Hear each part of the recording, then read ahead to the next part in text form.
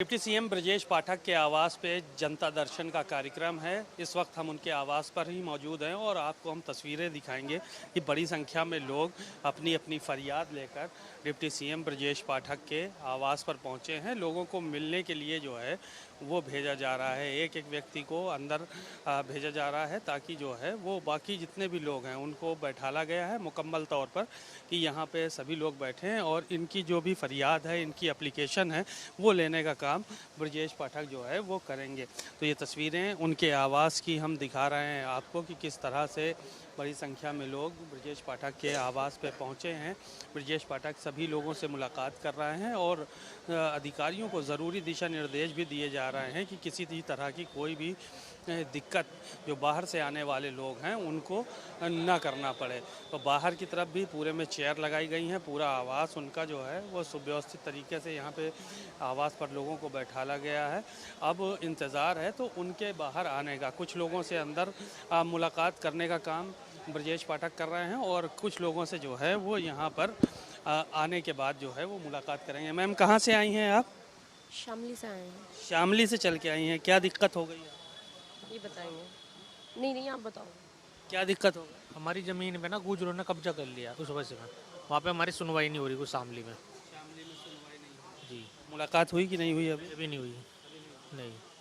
दादा, कहाँ से आए हैं आप? बहराइच जिला से आए हैं।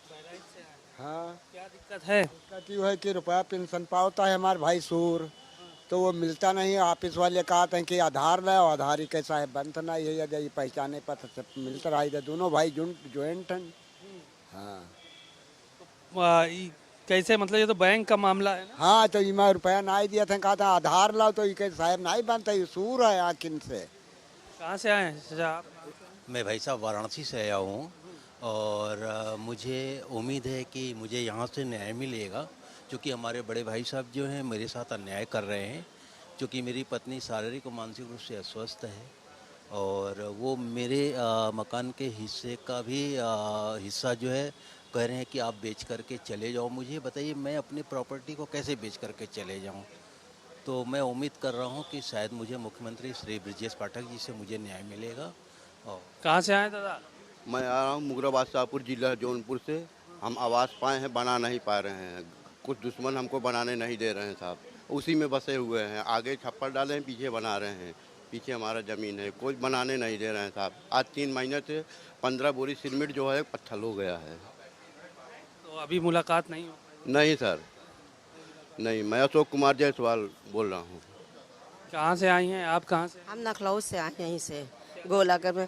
सर हम तो हैं, मैं एक साल मतलब मेरा किराए पे रहते हैं, मकान मालिक हैं। वो गुंडे लगवा दी ने, मौलाना लोग के साथ कहते धरना दो, जाके इनके साथ जाइए, योगी के साथ धरना दो। योगी ने मदरसा बंद करा दिया है और अजान नहीं मस्जिद में देने देते हैं। सर ये ऐसे बोलते तो हमको 2 बार मौलाना लोग ने मारा। अंदर घर घुस, मेरा आदमी बाहर है तो हमें परेशान कर रहे हैं। और मकान मालिक। कहाँ पे रहती हैं आप लखनऊ में? ये गोलागन पे रहते हैं। गोलागन किराए पे रहती हैं कि आप मकान मालिक?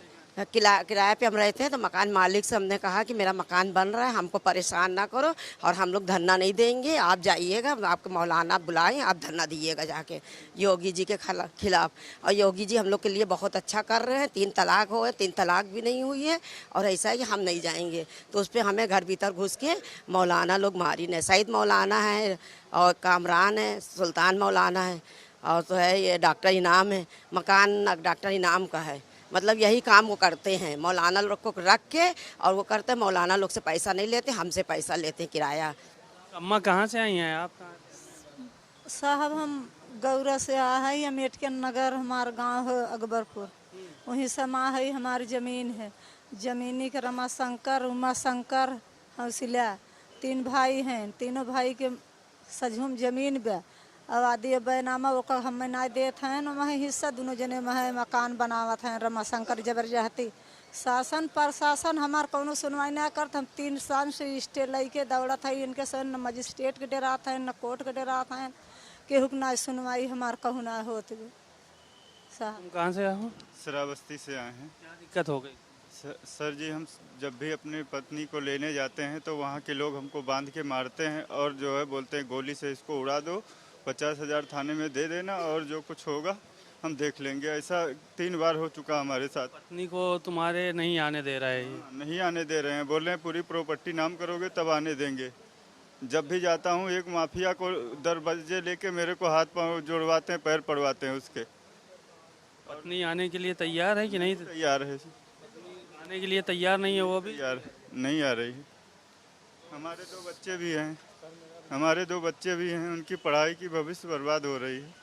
तो ये तमाम ऐसे लोग हैं जो अलग अलग ज़िलों से आए हैं, विभिन्न तरह की समस्याएं हैं। किसी की ज़मीन पे कब्ज़ा है, किसी की एफआईआर नहीं लिखी जा रही, किसी के साथ मारपीट हो रही है, तो कोई जो है वो अपनी पत्नी को लेने के लिए जा रहा है, उसको लाने नहीं दे रहे हैं। तो इन सारी समस्याओं को लेकर लोग ब्रजेश पाठक के आवास पे पहुँचे हैं और अब उनसे अपनी फरियाद लगाएंगे और उन ब्रजेश पाठक आने वाले टाइम में क्या करते हैं, अधिकारियों को क्या निर्देश देते हैं, ये तो बाद में पता चलेगा। फ़िलहाल वो अंदर लोगों से मुलाकात कर रहे हैं, उनकी बातें सुन रहे हैं और जो जहां तक उनकी मदद हो पा रही है वो मदद करने का काम भी कर रहे हैं। कैमरामैन अमीश के साथ सीमा नकवी, भारत समाचार, लखनऊ।